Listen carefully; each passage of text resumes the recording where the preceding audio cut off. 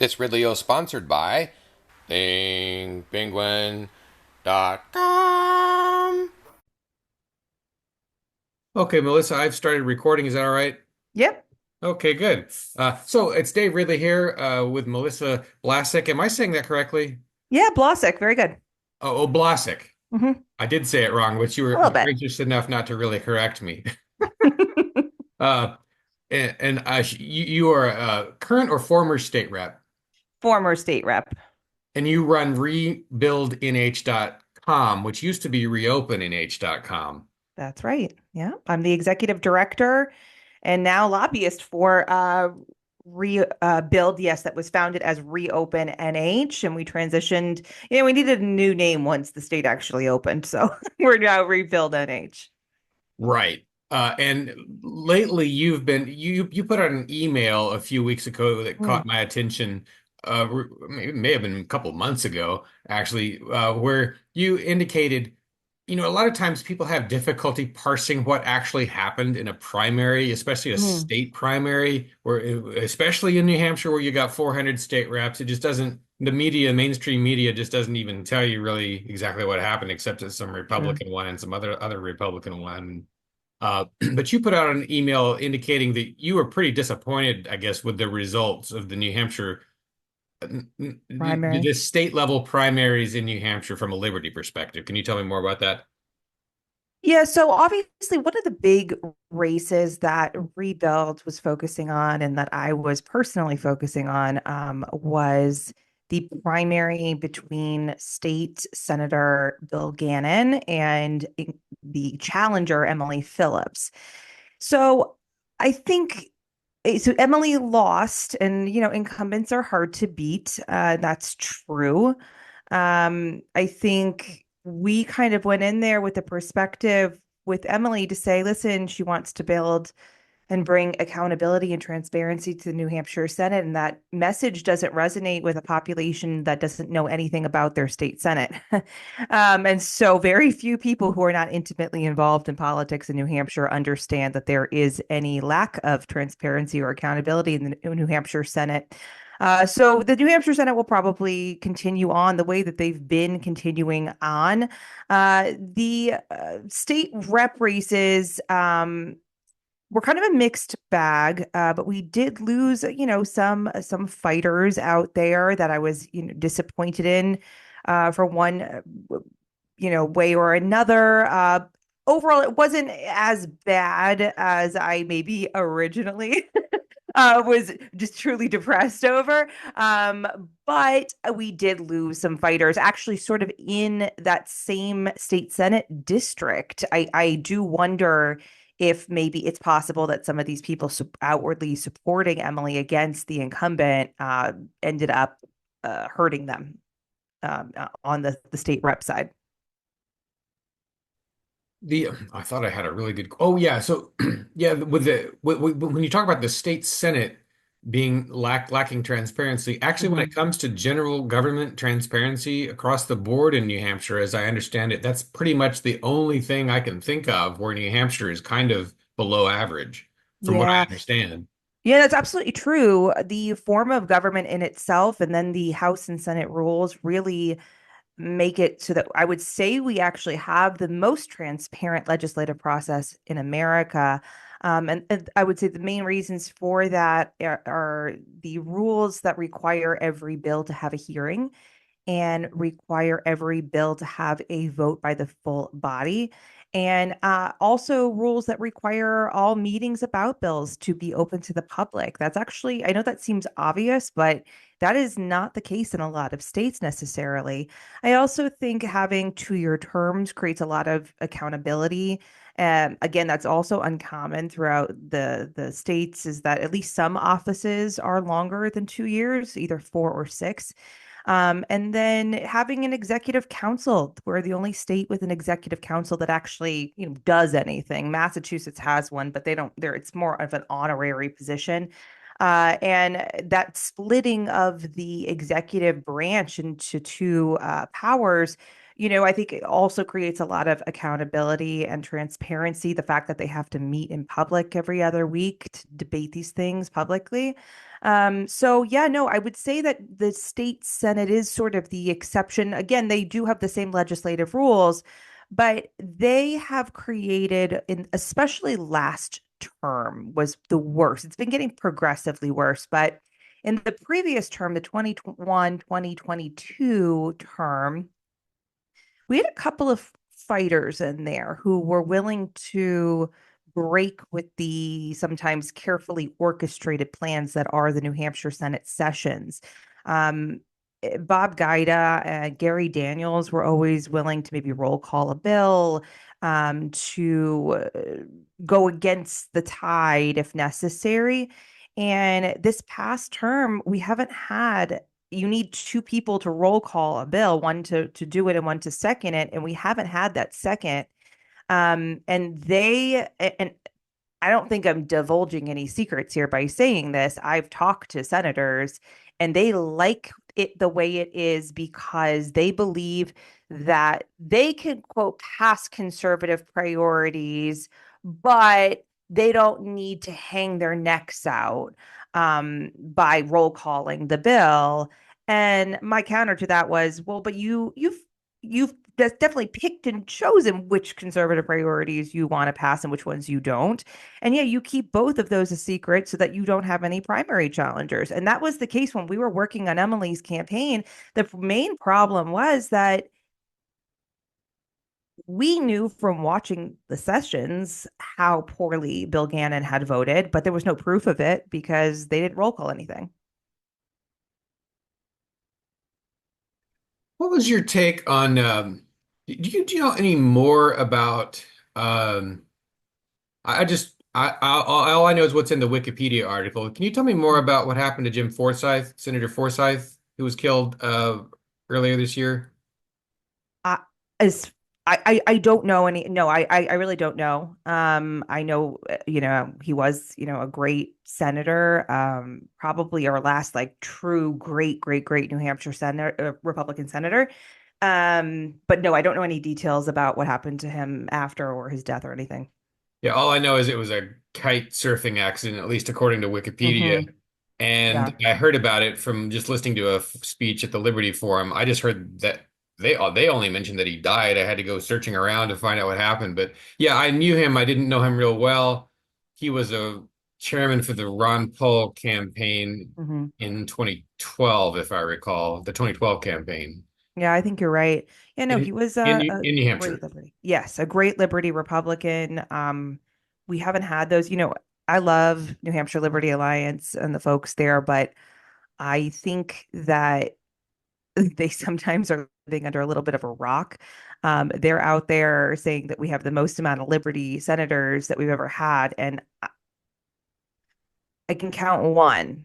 So I think um they sometimes, and we've done this before, and maybe they're just trying to pat these people on the back to keep them on the straight and narrow. And it's possibly just that, but we have promoted plenty of A-rated state reps up to the Senate, and they just go along with whatever they need to go along with. And I don't think that anybody that we promoted this cycle is going to be an exception to that, except for my one, other thing is that I do think that Victoria Sullivan might, at least I think she would second roll calls if Keith Murphy wants to roll call, who I do think is our only real Liberty senator. I think that she will, and but that was a surprise. I mean, no one saw Victoria Sullivan winning and beating Donna Susie by 23 votes. So um but yeah, it should be interesting. I'm very surprised and thrilled that Victoria won because I think we might get a little bit more accountability. Yeah, I mean, if you think about it, if Liberty underperformed in the primary, then in the primaries, the state primaries, Yeah. then it seems like it's possible it may have overperformed in the general election if Yes. we assume that the Republicans in New Hampshire are still generally pro-freedom. And Mhm. it seemed like they were 2 years ago, 1 year ago. but you always have to check the new incoming, and we'll see. The Republicans have been in power in New Hampshire for a long time now at the state level, so they've had a lot of chances to kind of start going bad. Yeah, I do think that the House will stay on the straight and narrow. I don't we often sit around and think like what happens to people when they go to the Senate? And I think what happens to people is Jeb Bradley happens to people. Jeb Bradley, there truly is a swamp of New Hampshire, just like there probably is everywhere. Actually, I'll talk to legislators in other states, and New Hampshire does not have half the swamp as other states do, but our swamp is Jeb Bradley and the House. I'm sorry, and the Senate GOP PAC that's run by Jeb Bradley and oh, I won't say his name, but he's a lobbyist at Legislative Solutions, and having a lobbyist run that PAC is a real problem. I will tell you that I, because I am a lobbyist and I should not be in charge of the, House or the Senate GOP PAC. It's a conflict of interest. I need people to vote the way I need them to vote. And I should not have the ability to hold their campaign finances completely over their heads. But that is what happens in the New Hampshire Senate, unfortunately. Mm. Yeah, I've talked to him twice in person, I think, and both times he pretended I wasn't there. Who, Jeb Bradley? Yeah. Yeah, yeah, that sounds right. We're not his type of people. Listen, I have no problem with Jeb Bradley personally, and actually, every time I've ever worked with Jeb, he has always been true to his word. Always. All right. He may not tell me what I want to hear. Okay. But he has always told me the truth. And in politics, I guess that's the best you can kind of hope for. Yeah. You would, there have been, I think, some cases. So Rebuild is basically a pro-freedom organization from a Yes. purist libertarian standpoint. When you're talking to me, you're talking to a puritanical libertarian, not a, not someone. You're not talking to the NHLA. You're not talking to, just another Free Talk Live host. It goes further than that. So when I watch your emails and stuff like that, I have a policy of generally, and if I can find something interesting and pithy in there, I'll share it with the public, usually through Free Talk Live, which is the Mhm. easiest way to get to 100,000 people at the I shortest period of appreciate time. it. Yeah. So, well, you're not always going to appreciate what I say because Okay. I think that there have been cases where you guys, and I don't remember all the details anymore. I think you have backed bills that would, like during the pandemic, especially where they would sort of put a mandate on businesses not Hmm. to make their people do certain things. Hmm. Am I being unfair if I characterize it that way? No, we have, absolutely. And we've had this debate from a libertarian perspective. My perspective was that businesses in a free market bubble were likely, at least most of them, maybe not all of them, but most of them in the way that we saw, never going to mandate anything, period. And it was the government, the federal government in particular, tipping the scales that created us to begin with. I mean, it's not libertarian to shut down a business and to basically put these businesses on their knees, begging to just be allowed to exist. And they were willing to do anything to be allowed to exist. It's not libertarian to take away liability for masks, liability for vaccines. But yet the federal government has done all of that. And so I don't really think that we're talking about free market versus not free market. I would also argue that you have the right to, like, I mean, and maybe you disagree with this perspective, but you don't have the right to harm another person. You would agree with that, right? It's a little more complicated than that. I would say you do have a right to harm a person in a boxing ring if everyone's consented to it, and Right. and if But you, but the non-aggression principle says you don't hurt other people or take their stuff, right? So um I don't believe that you have the right to assault somebody, right? And I don't think that there's any difference between saying that an employer cannot assault their employee and to also say that they cannot force vaccinate them that actually could harm them potentially in the same way. So those were kind of our arguments for um, using some leverage of power to even the playing field.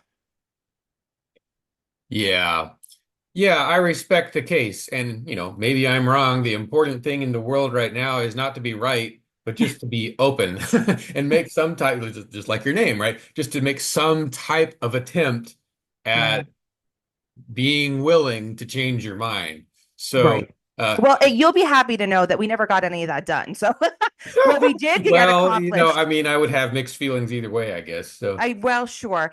What we did get accomplished, and frankly, it was far more than I would say almost any other state. There are a couple exceptions, but um, we there is no way that the state of New Hampshire or any of its political subdivisions, so towns, cities, etc., can mandate a vaccine. Period. Under any circumstances, they also cannot. We had a bill that I like to call the "Don't Make New Hampshire New York City" bill.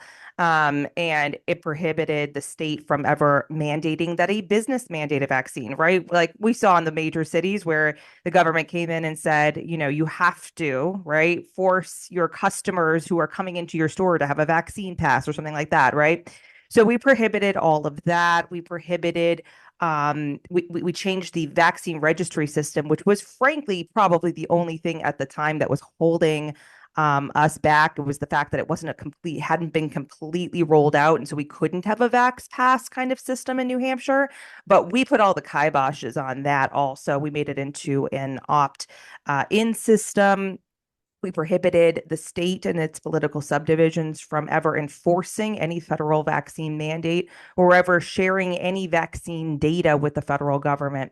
So we did make a lot of inroads. The only way that the government can currently mandate a vaccine in New Hampshire at the moment is obviously our school schedule, but you have very easy, like just sign here exemptions for that.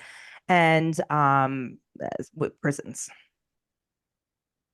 now correct my memory if my memory's failing, but I think you were the state rep you were ultimately against the independence, the secession legislation, Yes. but you were in favor of a study committee to study the implications of New Hampshire becoming an independent country. Is that correct? Is that you? Yeah, I would have been fine with studying the idea of it. I think it's impractical. I think that, and because it's impractical, that it is unnecessary to have the political liability of it. I believe in national divorce, in not in here's a bill to secede or constitutional amendment to secede, but as in, sort of what we are trying to create here in New Hampshire. Like, go live where you are happiest, right? Don't come to New Hampshire and try to change the state into a big government authoritarian overreach, right? You have plenty of other states to choose from if that's where you are happiest, right? And it's make red states red, make blue states blue, let New Hampshire be kind of the libertarian state, and everyone self-separate. And I think we actually, I don't know if you saw this article, but there was a New York Times article probably 2 weeks ago where it talked actually about the self-separating of people. People are choosing to go where it makes sense for them to go. They're doing it all on their own. Yeah, and in fairness to my own bill, which I helped write, I mean, I guess it wasn't a bill to secede. It was a bill to uh, let the people vote on it, which but the listeners might not know. It was a referendum legislation, Well, basically. we don't have referendums in New Hampshire. We have constitutional amendments, of which the third step is to go to ballot. So, constitutional amendment is three steps for those who don't know. You would need two-thirds of the Senate, two-thirds of the House, and then two-thirds finally at the ballot. But it's not a ballot initiative or referendum. And, my argument, people kept saying that to me, well, if you vote for this, it's not that you're voting for the contents of what this says. And I said, well, that's absolutely not true, because if I voted for a constitutional amendment to ban guns, I voted to ban guns. And frankly, every, scorecard kind of organization would score it as such. Do you think there's a better word? Because I realize it's not technically exactly a referendum, but Mm. it goes to the public, and I don't know another word to use for something that everyone has to vote on. It's just our constitutional amendment process. Yeah. You're amending the Constitution, and it requires 3 steps, and that is simply one of the steps. Maybe I should call it referendum-ish.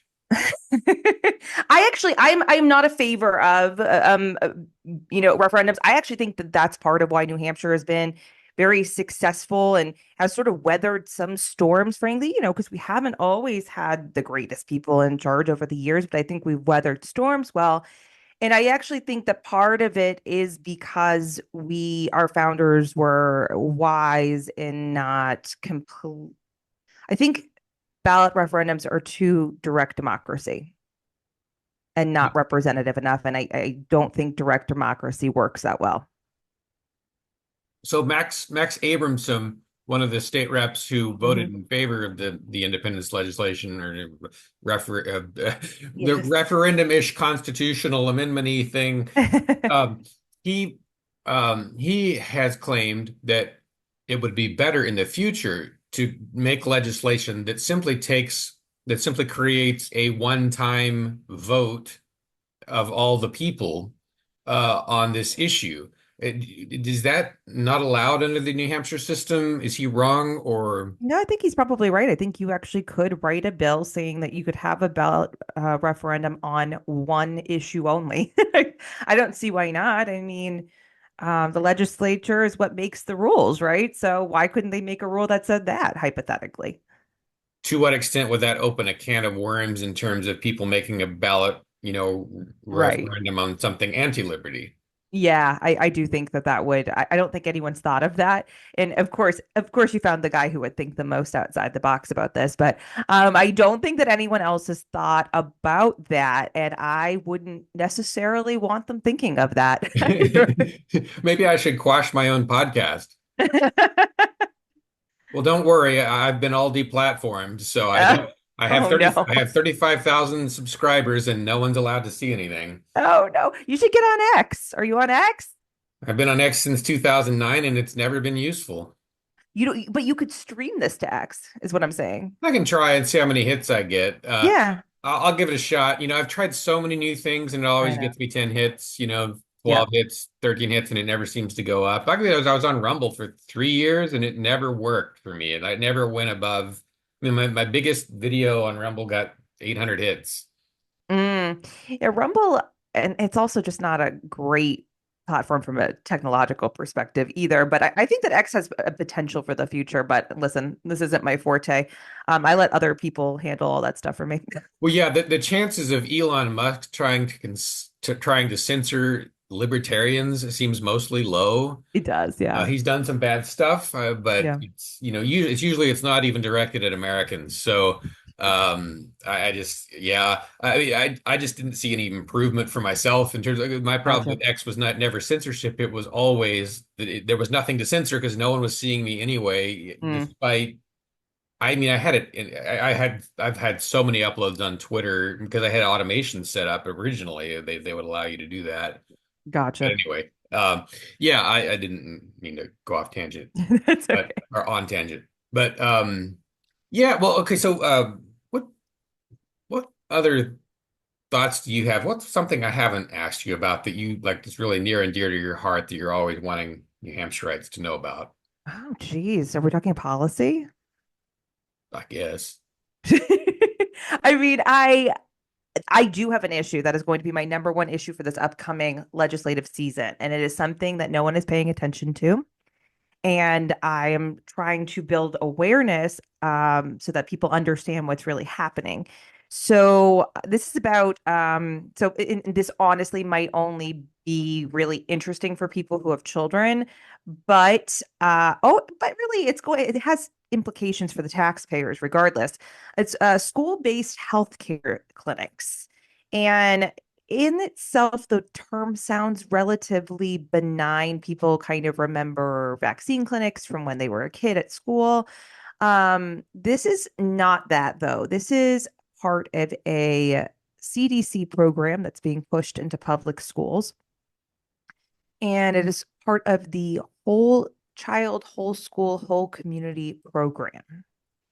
And the idea behind this program from the CDC is that there a child cannot learn correctly if their whole body and mind and spirit is not being adequately provided for. And so, of course, in the authoritarian's mind, that means that the government has to provide for that. So there was a grant that came through, of course, with COVID, that our executive council members did not read the fine print of enough to know what was really going on. And it sort of was an umbrella grant that came down, and now superintendents can unilaterally apply for this grant for school-based healthcare clinics. And what is a school-based healthcare clinic? There are physical and mental ones. And it is basically a fully functional diagnostic, even with surgical capabilities, clinics that are going into the schools in the room next to the classroom. They contract out with third-party hospital systems, who basically get like unfettered access to the kids during the school day.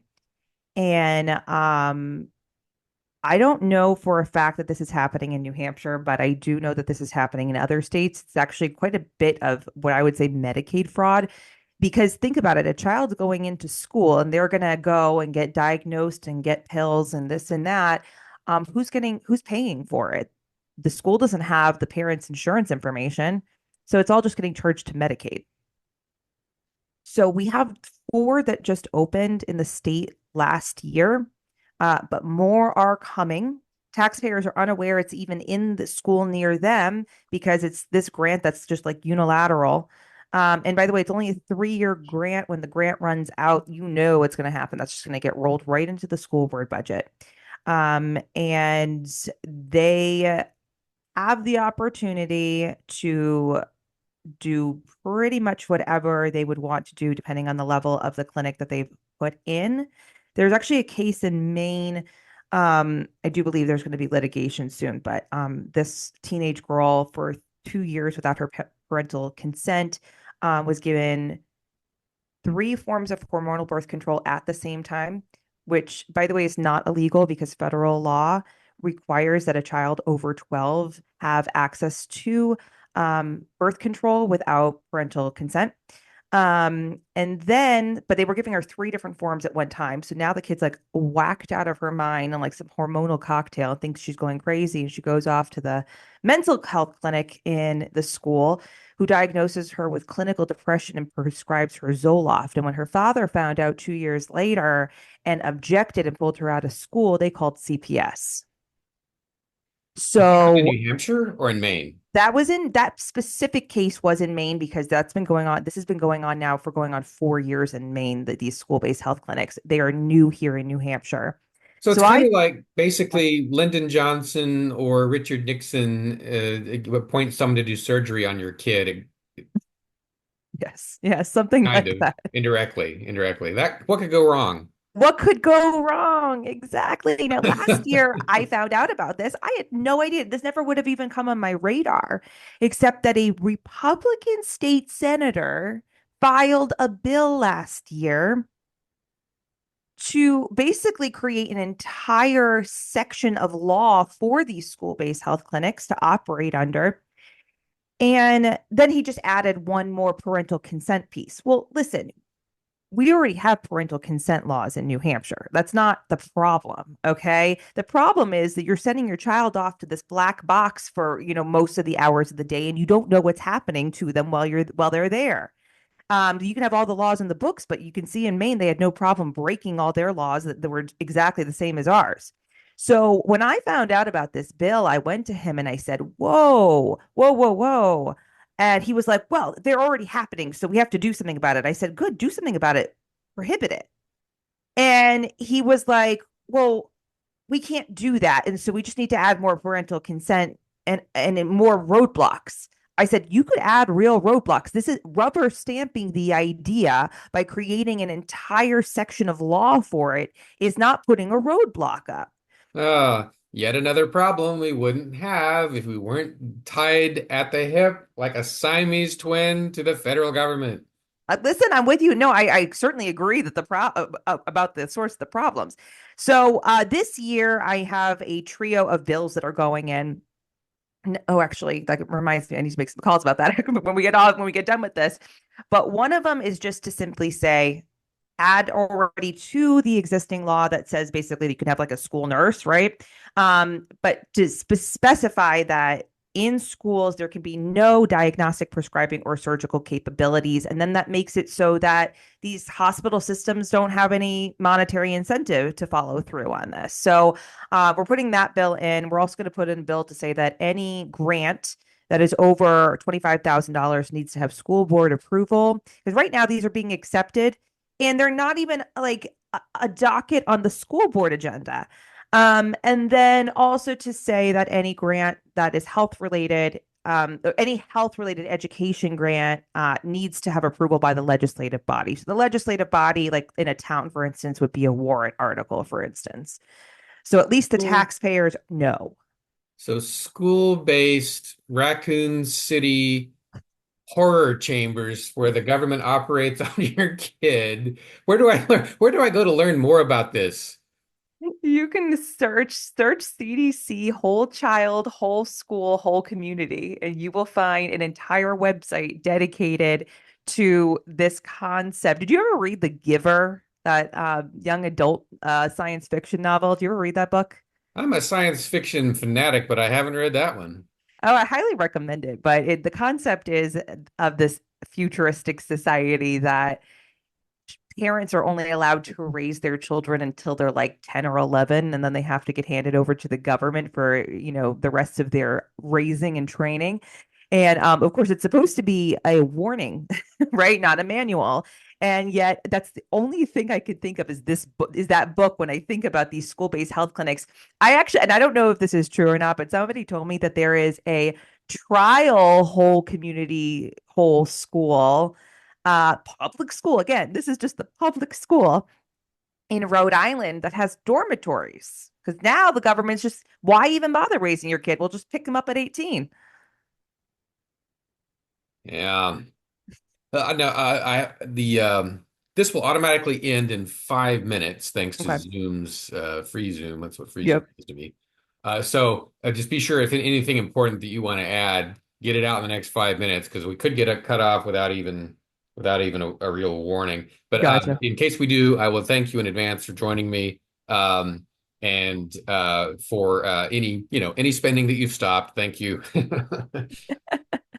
We're always working on it, right? But that's what makes New Hampshire so great is that we have so much more activism efforts and energy here than they do in other states. Um, I do think that free staters are part of why that is the case. I think that it's also, we're not a deep red state, we're not a deep blue state, we are a purple state, and we know how easily you can lose things and lose freedom. So there are a lot of us working together on all these issues. Yeah, that's not always a good thing to be a purple state. I survived 2 weeks of the Bosnian War. I'm a Serbian speaker, Wow. and I can tell you there was a big problem in areas where there like one area said Hadaze and the other area was Sedisa, and the next sign said whatever it was Hmm. the Muslim party was. I can't remember how it's pronounced. Hmm. And it was these neighborhoods where the signs were evenly matched. Those were the neighborhoods that didn't survive. So I always here in Winchester, I look around, oh man, it's a Biden, then it says Trump, then it says Biden, then it says we're divided. We're a purple county, I think, or not a purple county, but a purple town. How badly is that going to So go if things really go south in the United States? But So it's not always a good thing, but yeah, for the last 20 years, I think the divided government has been good, and the Republicans, even after all that's happened over the last 6 years with them doing so well at the state level, I don't think they can get complacent here because their Democrats are always nipping at their heels. They are. And, I'm born and raised in New Hampshire. Um, and when I was a kid, there was a lot more, I guess you would say, bipartisanship. But both sides were like the Republicans were less freedom loving, they were more authoritarian. The Democrats were less just completely off their rockers. And so they did agree on more things. Now I think that, Republicans have gone, New Hampshire have gone more of a liberty lean. Certainly, I do believe that liberty Republicans are by far the majority of the majority in the House. And liberty orgs are so strong and powerful here, which is fantastic. But Democrats, yeah, have gone on just another. It's just gone completely nutso. So I think it keeps the Republicans a little bit more like, okay, we got to stay on our toes here. Well, apparently, Democrats going nuts doesn't always even work at the federal level, as we just saw. So they just Right. got slapped down for that. As the program note would be that I will take your information about these horror chambers and I will spread that to my 100,000. Please do. We're going to be Uh, doing, Rebuild is going to be doing a legislator event in early January to start educating the legislators on this because most of them don't have a clue. And I'm just trying to build as much awareness in the population as I can because people should be aware, at least at the moment, that it could be coming to a school near them and that they can, should be mounting objections, but also that we're going to have legislation this year that we're going to work on. That's going to be a really big priority. yeah, this will be take the form of my call to Free Talk Live. Again, this interview will probably only get, 100 hits, but I take the interesting parts and spread them to Free Talk Live. So hopefully it's worth your time. Fantastic. No, I appreciate it. Thanks, Melissa. Thank you. Take Have a good care. day. Do you value your privacy? Want hardware that works? Get Linux at New Hampshire's very own thingpenguin.com.